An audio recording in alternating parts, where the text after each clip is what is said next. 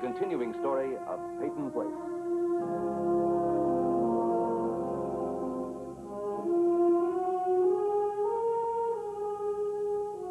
Starring Dorothy Malone as Constance Mackenzie, Ed Nelson as Michael Rosser, Ryan O'Neill as Rodney Harrington, Barbara Parkins as Betty Anderson, Tim O'Connor as Elliot Carsons, Christopher Connolly as Norman Harrington, Patricia Morrow as Rita Harrington, James Douglas as Stephen Cord.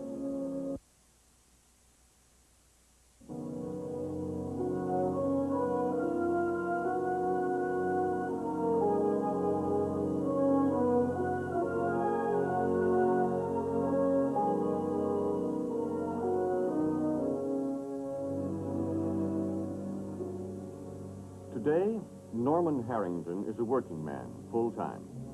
A manual laborer's job on the loading dock of the Peyton Mill. Norman got it by making a deal with his father, the job, in return for Norman's silence about a strange event. Norman saw his father, Leslie Harrington, standing at the jail cell window of Jack Chandler shortly before Chandler escaped. This knowledge resulted in the job Norman needs so desperately at this time in his life. A little early for you, eh? Well, I have a few minutes to kill. You want some coffee? No, thanks. You're doing school about now, aren't you? Yeah, well, maybe I'll go back to college in the fall. I can't afford it right now. I got a job. Oh? Dr. Rossi kept reading in the hospital. She's going to be there for a while. I'm sorry, I didn't know it was that serious. Yeah, it is that serious. She shouldn't be pregnant.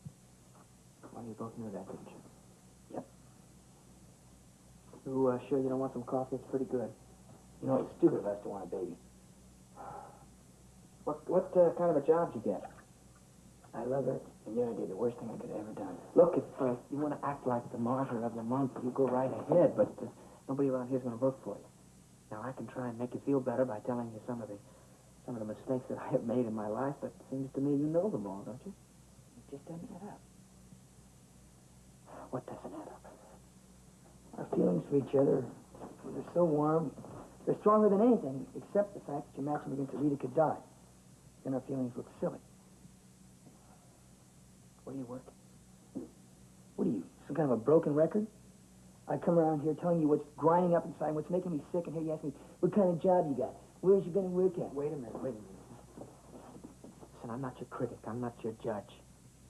I mean, it's not for me to say that I'm right and you're wrong. I used to like to do that, but I don't anymore. You're my brother, kid. You can come to me and tell me that you've set fire to Martin Peyton's mansion, or you've robbed a bank, or well, whatever. I might not approve, but I'll stand by you. And I'll help you any way I can. Because you are my brother. You understand that? Yeah. Thanks. Wait a minute. Where are you working? The mill. The mill? Not the same mill that's run by our beloved father. That's it. You're kidding.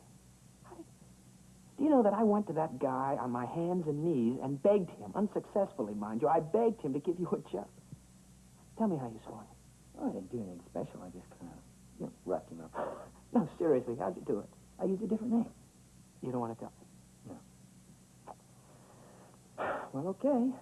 First day of work, and I'm gonna be late. Norm. Your lunch. Thanks. Hey, good luck.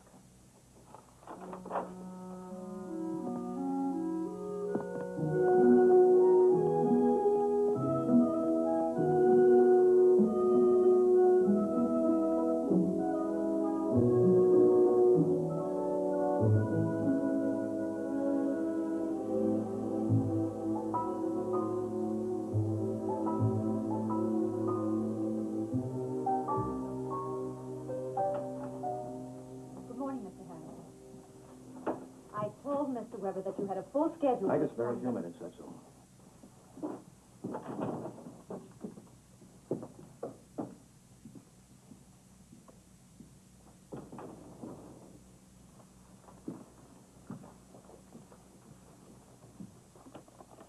Well, what is it? I want to talk to you about Chandler. If you have any information about him, I suggest you go to the police. I don't mean his escaping from jail. You see, I stopped by and I had a long talk with him the other day before he broke down. He no longer works for me. He's broken the law. I have no further interest in anything concerning him. Well, you know, that's not exactly the way he told it to me. Well, when they get him back in jail, you can tell your friend Chandler... Now, wait a minute. He's not my friend. I just thought you'd like to know that he tried to make it sound like you and him were doing some kind of business together. He's a very belligerent man, a drowning man. He'd say anything to help himself or hurt me.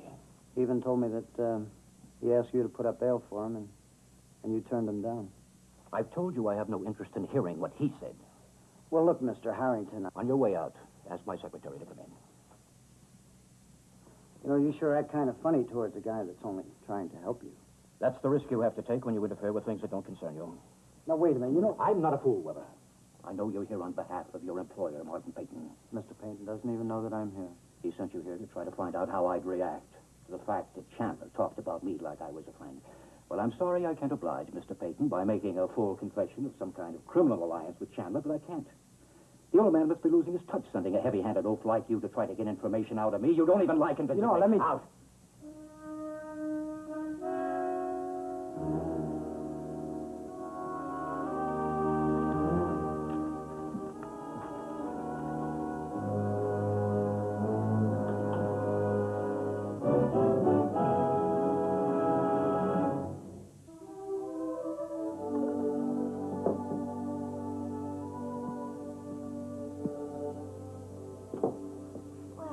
Kind of nice not having to share you with anyone this morning. Maybe I can talk Adrienne into keeping your grandfather out late more often. Or vice versa. Unless you think it's a bad idea. Did you happen to notice what time they got in last night? 2:28. Oh, exactly. Exactly. Oh, that was late, wasn't it? Very. And you were still up. Weren't you? Well, it was a little hard trying to sleep with all that pacing you were doing. Next time I'll take off my shoes.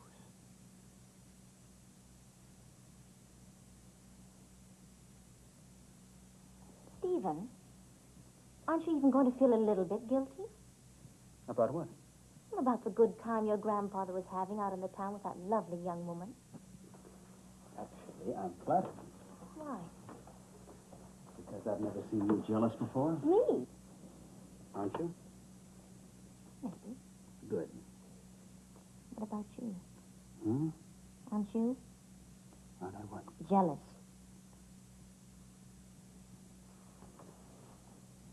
I am jealous of anybody who's ever kissed you or held your hand. Stephen. Or looked at you. Stop it. Or even heard your voice. Stephen, what about Adrienne Van Lyck? Good question. What about Adrienne Van Lyck? I don't know. What about Adrienne Van Lyck, Betty? I think I know why Martin Peyton asked her here. I just don't know why she came. Stephen Ford, you're a shrewd strategist. But you're not going to change the subject that fast. I was under the impression that you brought up the subject. You know what I mean. And you know what I mean. She's come here for a purpose, Betty. And I'm going to spend a lot of sleepless nights until I find out what it is. You really are worried, aren't you? Yes. It doesn't all fit. What does she want?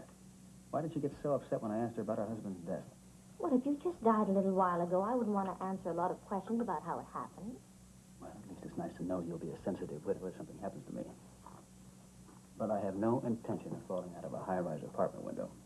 Is that how Dr. Van Lyden died? That's what the paper said, and that's what the coroner said, and that's what Mrs. Van Lyden didn't want to say. Stephen, why didn't you tell me this before? I wasn't sure of the facts until I checked in at the office. Stephen, why would a famous scientist kill himself? He could have been pushed. You're not accusing Adrienne. No, I'm not accusing her of anything yet. I'm a lawyer. I like facts. And you're going to look for them? Exactly. Where? Here. Philip Van Lyden is a genius. So said Martin Peyton. Now, that's true. The reason for his death might be just a little bit more complex than it seems on the surface. I'm late.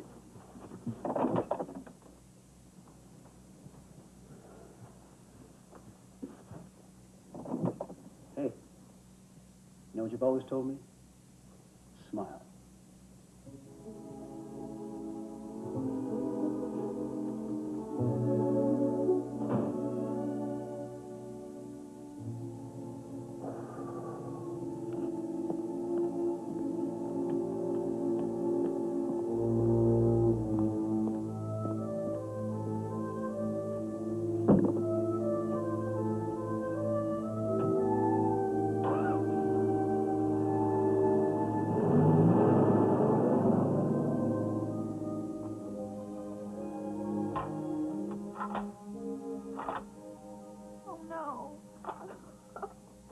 Oh, this is great, Mrs. Carsons. Thanks so much.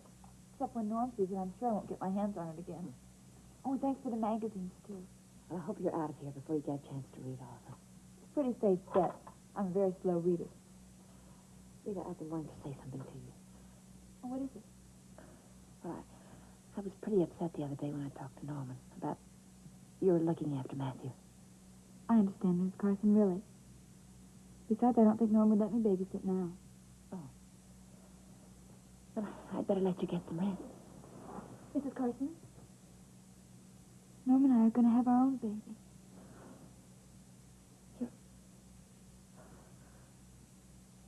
How long have you known? Just a couple of days ago, for sure. Is everything all right? Everything's beautiful. Oh, that's wonderful, Rita. You know, it's going to be hard for me to think of Norman as a father. I still think of him as going over the back fence or chasing Allison with a bullfrog. I know, he's having trouble getting used to the idea himself. But I think he'll be a great father. He will. And you'll be a wonderful mother, Rita. I hope so. Oh, and you don't have to worry about any bassinet or bottle warmers or anything. You can have all of Matthew's things. Oh, no, Miss Carson, we couldn't. Oh, by the time you're ready for them, he'll be through with them. Besides, I think what he really needs is one good playmate anyway. I'll ask Norman, okay? No, don't. I'll tell Elliot to tell Norman. Stay yours. And you take good care of yourself, huh? I will. Oh, by the way, what's Eli's middle name? Luther, why? Oh, that's just as bad. You're thinking of naming a boy, Ashley. Well, we wanted to. He's been so good to us. He gave Norm the first job after we were married, you know, in the store. But, well, Eli Harrington sounds like a person born at least 70 years ago. And Luther Harrington. We had the same problem. You did? Don't tell him, all right? I won't if you won't. I won't. Bye-bye. Thanks again, Mrs. Carson. Bye-bye.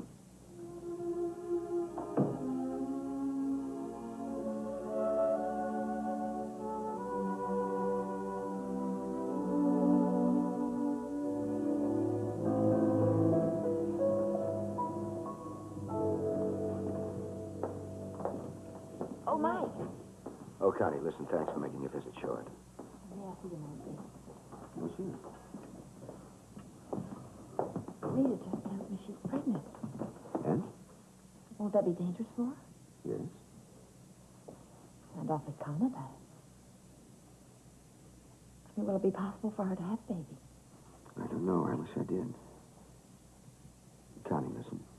When someone wants something as badly as Rita wants that baby, they always have something extra going for them. Now, you give my godson a squeeze for me. Customers asking about you this morning. Oh, really? Male or female? Female. Female? Well, I hope she was young and intelligent and charming and very, very wealthy. Well, as a matter of fact, she was. Oh. Oh, you probably let her get away, huh? I had the feeling she'd be looking you up. Ah, well, whom should I be expecting? Adrienne Van Leyden. She's a house guest at Martin Peyton's. Oh. She said you knew her husband. Well, yes, I mean, he was probably the finest research scientist this country ever developed.